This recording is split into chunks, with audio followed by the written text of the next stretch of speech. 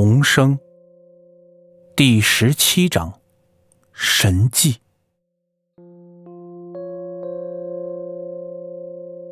你是说我那时已经死了？我瞪着双眼望着齐浩洋，随即又低下头看了看自己的身体。我们之间的对话让我觉得他判若两人。在过去，这种死而复生的话题他根本不会说出口。或许是因为那段经历才使得他改变了观念。我承认，对于执着的人，只有亲身体验过才能让他彻底明白，所谓的执着亦是一种无知。不过他的变化之大，竟然使我冷汗直冒。我们一直以为泰伐是某种病毒的载体，但是我们都错了，赫曼也错了。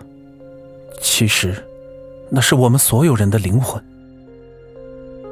齐浩洋的双眼望着某个方向，像是在回答我的问题，又像是在自言自语。什么？我忍不住惊呼了一声。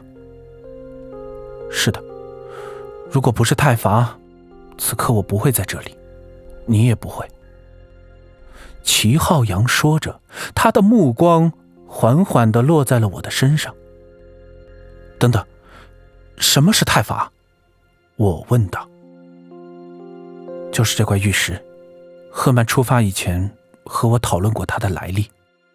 我劝过他，但他根本不愿意相信我，他宁愿死也要弄个明白。齐浩洋说完，望着盒子里的玉石，长长的叹了一口气。你当时不是说没有联系赫曼吗？我忍不住接着问道。他说这叫泰伐，赫曼知道他的来历。对我来说，这是一个极为古怪的名字，也想不到其背后究竟有什么寓意，只是觉得既然赫曼知道他叫泰伐，那么他一定知道他的来历。不是。齐浩洋却摇着头道。我正想问他是如何知道这个名字的时候，齐浩洋却提起了一个人。由于这个人的身份特殊，所以很难有人见到他。其他人我不清楚，但我记得马里欧见到过一次，正是前文中提到的那个神秘女子。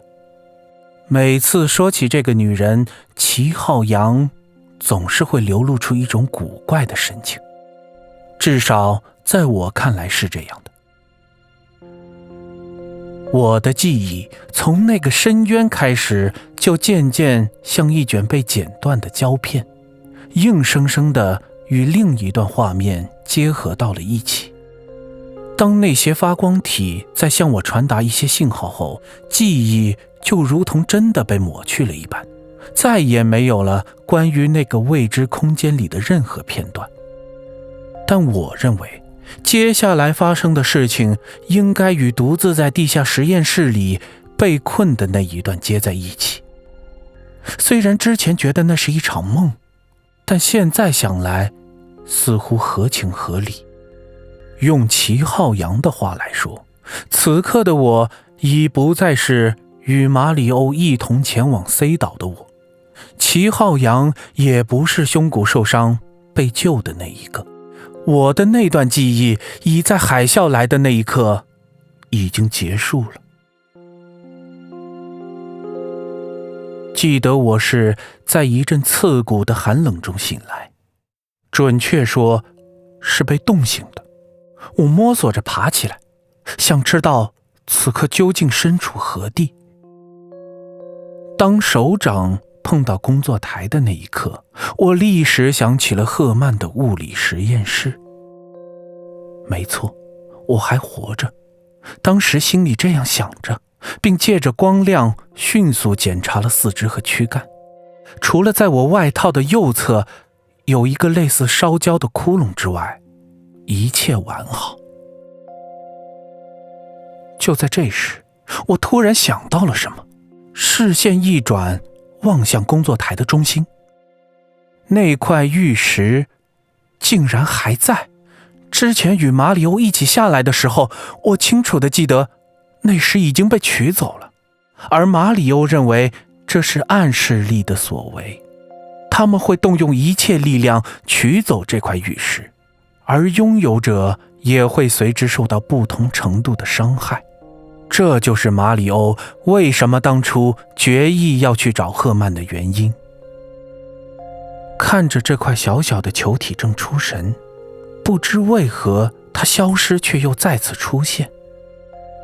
突然间，实验室里的灯光同时熄灭，伸手不见五指。我的心头一紧，一种不祥的预感盘旋在我的周围，就像是渐渐下降的冷空气，一点一点地向我接近。我似乎听到了一阵古怪的声音，时断时续地飘在空中，声音很细，如同发丝一般。我知道那是一种极高的频率，很像过去显像管电视机被打开时发出的嘤嘤声，好像在向我靠近，声音越发清晰，很快便飘到了我头顶的后方。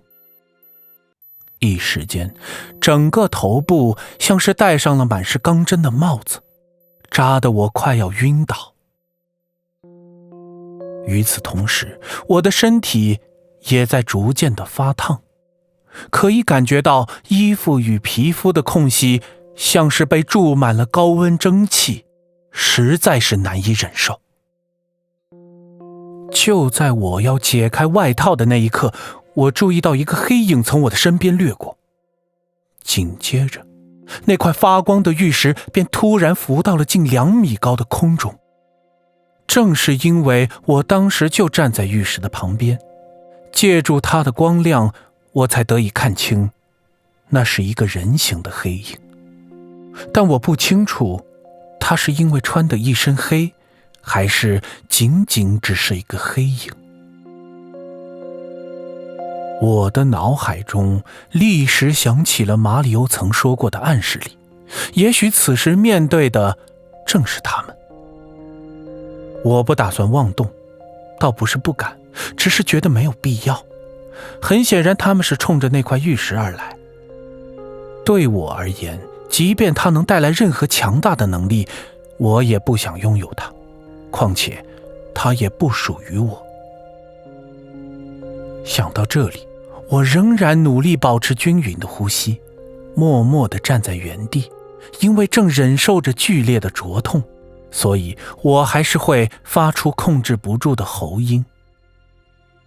但我毫不避讳，因为我知道他们不可能察觉不到我的存在，即便是在黑暗中。我心里这样想着，发光的玉石只在空中停留了片刻，便向着另一个方向缓缓移动。与此同时，我感觉那个黑影似乎在拿到玉石的时候特意停下来对我观察了一番。虽然只有短短的几秒钟，但我的忍受力几乎达到了极限。好在他离开了，我听到那嘤嘤的高频声正渐渐离我远去，身体的灼热这才有所好转。片刻之后，实验室恢复了照明，我迅速脱下衣服。